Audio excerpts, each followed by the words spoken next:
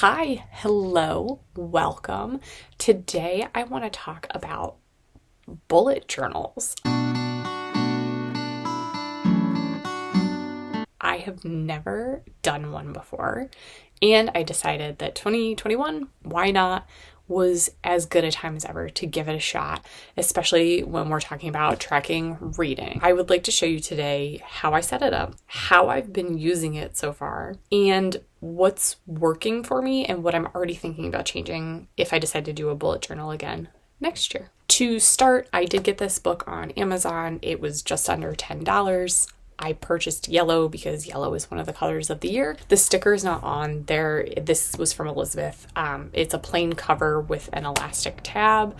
It's actually a really thin book, but I have goofed already. So there's some construction paper glued inside of it already, and that's fine. And then there is one single ribbon that comes with it as well. I also had markers delivered when I purchased the book. So there are 36 colors. They are dual tipped. So there's the felt marker tip. And then there's also just a really fine pen tip as well. To say that I have absolutely no idea what I'm doing with this is a very fair statement. I watched a lot of YouTube videos before I even started drafting out in pencil how I wanted it to look. Now that I kind of have a better idea of what's working for me and what's not working, I would definitely make some changes again for next year, but I'll show you what I've done so far this year. So I kept with a gray, yellow, black kind of scheme just to keep going with the Pantone, and I'm not very creative all the time, so it just felt right to start using those colors, and then I'll go from there at a different year. I put a quote on the inside hardcover and then just that this is my reading journal. One of the things that's actually been the most helpful is counting out and making measurements of the page. So that way it's like a cheat sheet when you're trying to figure out spacing for things. This has been really helpful. I don't have to sit there and count every line in every box over and over and over again. So the next two pages just look like this, 2021. This is a calendar, which has been really nice to have. I just listed out the weeks, but mine is a little tight page-wise, so I like this, but I need to figure out a different way to do this again for next year. I started this page, and I don't know if I'll actually use it, but I started drawing in bookshelves. I think my notebook is just too small, or I've tried to do too many shelves. So I'm already kind of frustrated with this. I don't know if I would do it again because I'm listing out books I've read in different places as it is. Why do I need to do it twice? This I like, but I also think I would fix it a little bit more for next time. So I did do 100 boxes because my goal is 100 books I've already read to. So I'm actually coloring them in based on the color of the book. So this one was Sisters of the War and this one was Crescent City. This is kind of messy to me and I didn't really care for how it turned out.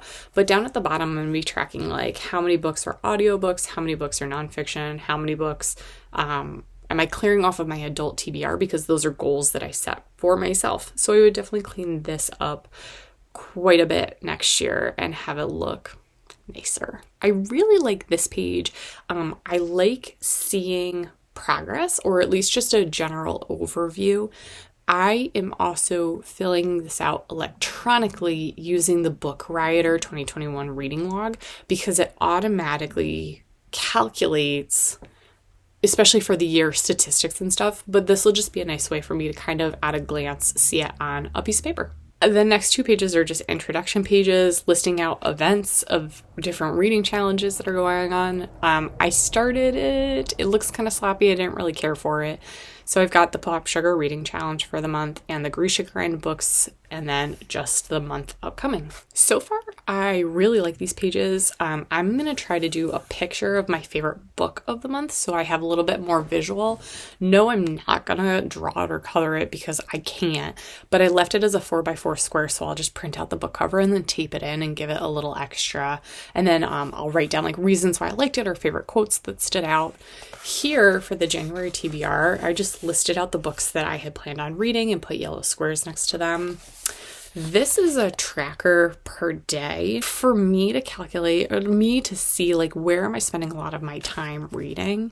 I kind of like it. I think I would rather do pages read per day spread next time, but I'm not totally, I don't know. It's okay. We'll see how it goes for the rest of this year. But I have book, audiobook, and then ebook listed. These 2 pages are blank for now. This is going to be books that I have completed in the month of January. This I have as a stats page.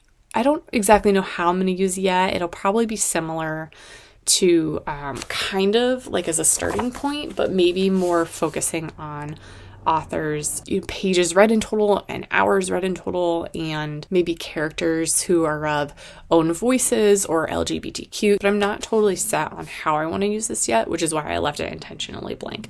I figured I'll figure that out come the end of the month when I do a review of everything. And then it just kind of repeats month by month. So something that I did add in the middle of the book, which is why the ribbon is in the middle, is I did put a daily reading tracker. I wish I had put this with each month's pages so it was all in one space. So all I did was I just listed out columns. This kind of came to me afterward, and I wish that's what I'm saying, like I think I need to do something a little differently with like the tracking every day and how it looks, maybe like a bar graph or something different. I have a couple of ideas saved that I liked, but I figured I'll just do it this way. I've already got it set up. So it's just how many pages that I read and how much time I spent reading. And then the top one, like if we're not in school, it's just whatever I've read at home. But then usually the top one is what I read in school, and then at night what I read at home. The back where I messed up really doesn't have too much to do with tracking reading habits, but it's more organization for the Pop Sugar Reading Challenge and for the Grisha Grind and for other things that may come up through the year. So I had started to draw out some ideas, and then it got really messy and gross. So I just printed out calendar templates, and then in pencil I'm kind of doodling ideas, and then just different ideas of different challenges, different things I want to talk about throughout the month.